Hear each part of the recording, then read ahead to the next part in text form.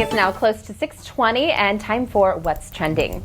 A 7-year-old in Michigan came up with a really cute idea to help protect the tooth fairy during the pandemic. A few weeks ago, 7-year-old Evelette Westhouse proposed a question to her mom Kayla after losing a tooth. Before she put it under her pillow for the tooth fairy, she had some concerns. Mom says that Evelette came up to her and said, "Mom, will you please make me a mask for the tooth fairy?" And Mom said that she told her she didn't think the tooth fairy can get coronavirus, but then Evelette said, "Well, we don't know that." So, as moms do, she stayed up really late and came up with this tiny little mask. And the next night, Evelette wrote her note to the tooth fairy and put it under her pillow. Then the next morning, she says that the tooth fairy left her $1 whole.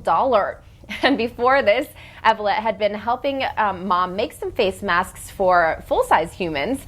Kayla says that she is so glad that her daughter has been responding well to all the recent conversations about germs and staying safe. So what a sweet, thoughtful young girl. And I love that it was already kind of, in their house. The mom was already making masks. And so it's just a natural fit to make a mask for the tooth fairy, too. I know. I love how small and petite it is as well. The mom must have really had to hunch over the mask when she made it. But also, it must have meant so much to that daughter to see her mom put all that effort in just for the tooth fairy for that $1. Yeah, definitely a great idea right there, because the tooth fairy definitely has a very important job. So we want to keep her going on the schedule as best as possible.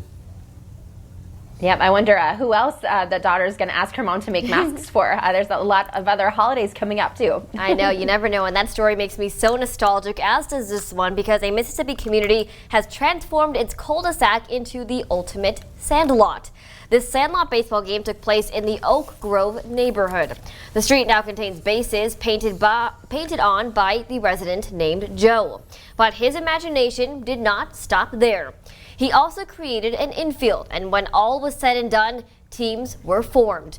Joe coached the boys, also known as the Bandits. But the coach for the girls, better known as the TikTokers, probably had more experience, and that position was filled by World Series champion and Major League Baseball second baseman Brian Dozier. Now, he says it's a competition and teaches kids how to fail, which he loves, and then they come back the next day eager to get better.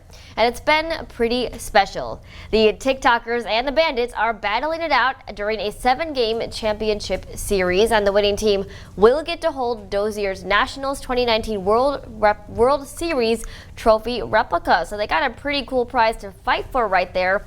But also, how fun is it too to just kind of have some form of sports back, because I know so many people have been missing sports lately in general. I know. I actually lived on a cul-de-sac when I was younger, and it was the best thing ever, because same thing, like all the kids in the neighborhood would gather in the cul-de-sac and ride our bikes there or play different games. So I love seeing that, and that's a really pretty swanky baseball field out there. Yeah, it was very detailed too. I love the player parking area for all their bikes too, and the media area as well. So very well done there. I'm sure they're going to have lots of fun over the days and weeks to come. Well, speaking of sports, if you want to score some soccer goals in your living room, don't get a cat and name it after one of the world's best goalies. Chris Dixon found this out the hard way after naming his cat Meow Neuer after German goalkeeper Manuel Neuer, and he may never score again. Fittingly, Meow has some cat-like reflexes and blocks every shot Dixon takes. The video features a dubbed soundtrack with commentators calling famous keeper saves as the cat claws away every attempt on goal. Good luck, Mr. Dixon, on finding the back of the net against this nimble keeper.